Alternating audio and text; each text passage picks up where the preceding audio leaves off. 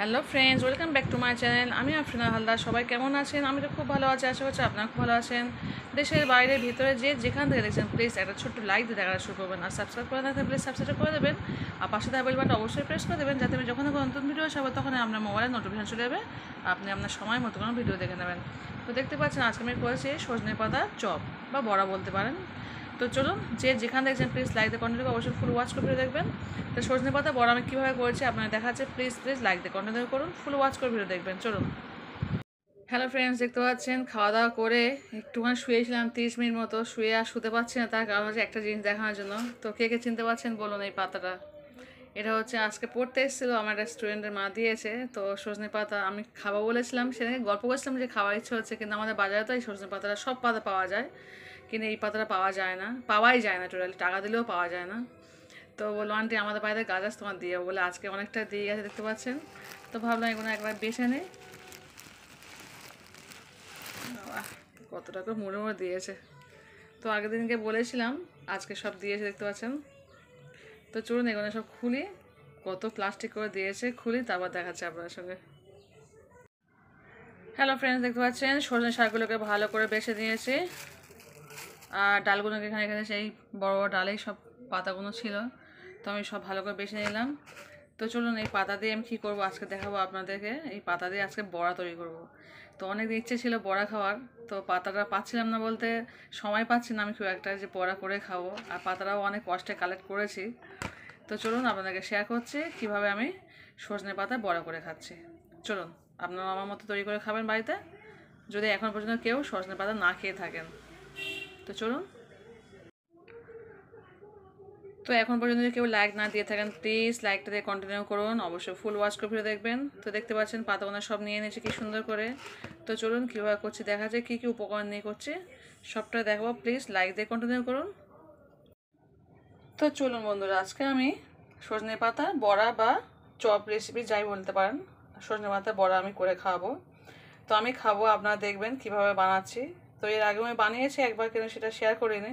আজকে ভাবলাম একটু শেয়ার করেই দিই, যে সবাই তো করে খায়, আমিও করে খাচ্ছি। সজনে পাতার বড়া খাওয়া যায়, সজনে পাতা ভাজা, সজনে পাতার মানে অনেক রেসিপি, মাছ দিয়ে করা যায়, অনেক রেসিপি করা যায়। তো আজকে আমি সজনে পাতায় বড়া করছি বা চপ করছি, যা খুশি বলতে পারেন। তো চলুন কীভাবে করছি দেখাচ্ছি। দেখতে পাচ্ছি একটা বলে আমি এক বোল মতো আমি সজনে পাতা নিয়ে নিয়েছি। আর এদিকে নিয়েছি হচ্ছে চালের গুঁড়ো নিয়েছি এক বাটি নয়, হাফ বাটি মতো চালের গুঁড়ো নিয়েছি।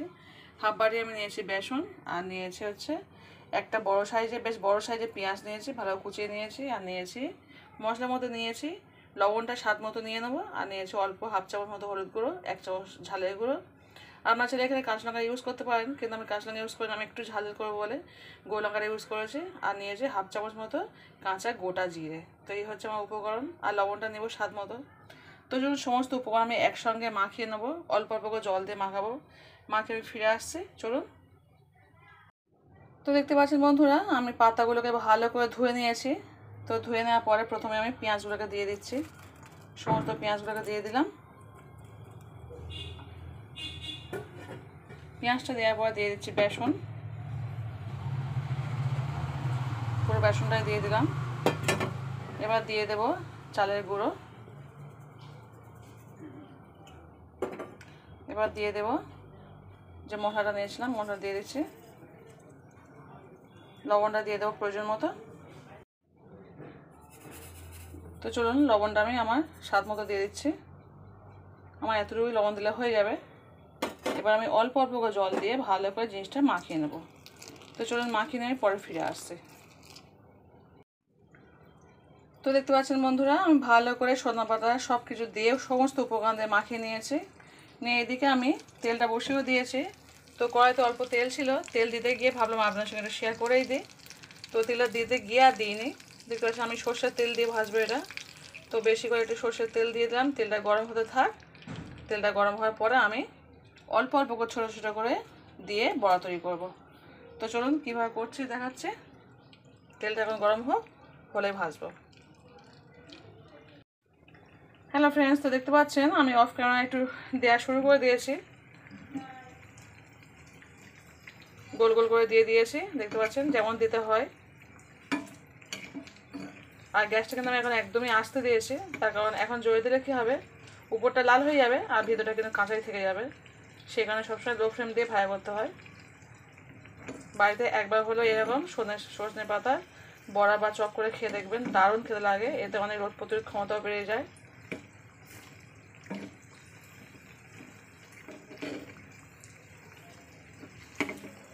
গরম গরম ভাতের সঙ্গে জাস্ট ওয়াও লাগবে। আমি তো যে কোনো চপ বা বড়া খেতে খুবই পছন্দ করি, তরকারি থেকেও ভাজাভুজি বেশি ভালো লাগে। যদিও খাওয়া খুব একটা ভালো নয় সবসময় ভাজাভুজি।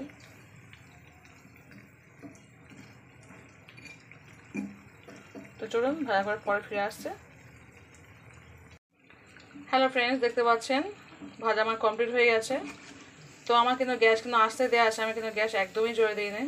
একে একে আমি সব বড়াগুলোকে তুলে দেবো, বড়া হোক আর চপ হোক। দেখতে পাচ্ছেন আওয়াজটা কেমন, দুর্দান্ত আওয়াজ। দেখতে পাচ্ছেন একদম মুচমুচে ভাজা হয়েছে, দারুণ। একটু চালের গুঁড়ো দিলে বেশি ভালো লাগে, যার জন্য আমি চালের গুঁড়ো দিয়েছি। আপনাদের কাছে চালের গুঁড়ো না থাকলে আপনার সাথে বেসন দিয়েই করবেন, তবে চেষ্টা করবেন চালের গুঁড়ো দেওয়ার জন্য। চালের গুঁড়ো দিলে না খেতে ভালো লাগে, মশমশ করে বেশ। চলুন আরও একটা স্টেপ দিয়ে দিই। তো দেখতে পাচ্ছেন বন্ধুরা, আরও একটা স্টেপ আমি দিয়ে দিলাম। আর এখনও যা আছে আমার 2 থেকে 3 বার হবে। তো চলুন ভাজা করে পরে। তো দেখতে পাচ্ছেন চলে এসছে, আস্তে আস্তে সব উল্টে দেবো।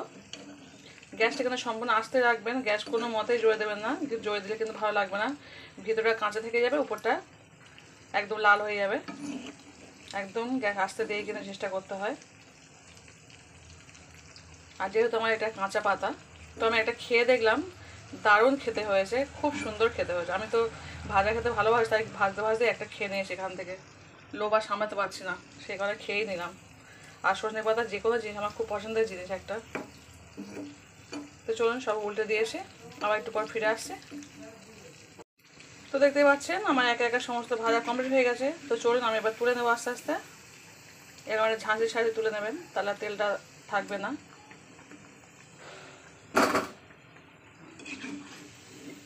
একবার হলেও যারা খান নেই বাড়িতে, একবার হলে এইভাবে তৈরি করে খেয়ে নেবেন সজনে পাতার বড়া। চলুন আর একবার দিয়ে দিই। দেখতে পাচ্ছেন কত সুন্দর লোভনীয় দেখতে লাগছে।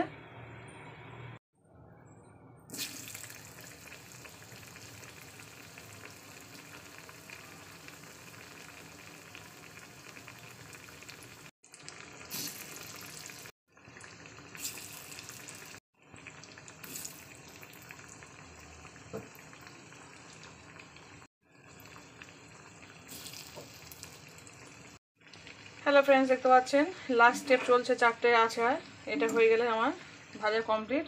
তো দেখুন কতগুলো হয়েছে, আর খেতে খুব মজাদার। প্লিজ যে যেখান থেকে দেখছেন লাইক দিয়ে কন্টিনিউ করবেন, অবশ্যই ফুল ওয়াচ করে দেখবেন। তো আমার রেসিপিটা আজ কেমন হয়েছে, সজনে পাতা বড়া বা চপ যা বলতেই পারেন আপনারা, বড়া বলা যায়, চপ বলা যায়। তো চলুন এবার তুলে নিয়ে দিলে আমার কমপ্লিট। ধনেপাতা চাটনি বা টমেটোর সস বা যে কোনো সসের সঙ্গে খাওয়া যায়, গরম ভাতের সঙ্গে জাস্ট এমনিই ভালো লাগে। যেটার পাতার চপ গরম ভাতের সঙ্গে ভালো, আমি তো গরম ভাতের সঙ্গেই খাবো।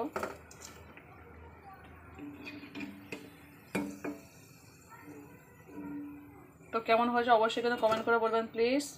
আর অবশ্যই লাইক দিয়ে কন্টিনিউ করবেন, আর যদি ভালো লাগে অবশ্যই বন্ধুবান্ধবরা শেয়ার করতে পারেন। তো দেখতে পাচ্ছেন কতটা মুচমুচে লাগছে। তো চলুন আপনার কাছে পরিবেশন করে দেখাচ্ছি আমি। হ্যালো ফ্রেন্ডস, তো দেখতে পাচ্ছেন পরিবেশন করে দিয়েছি। তো আমি খাবো টমেটো সস।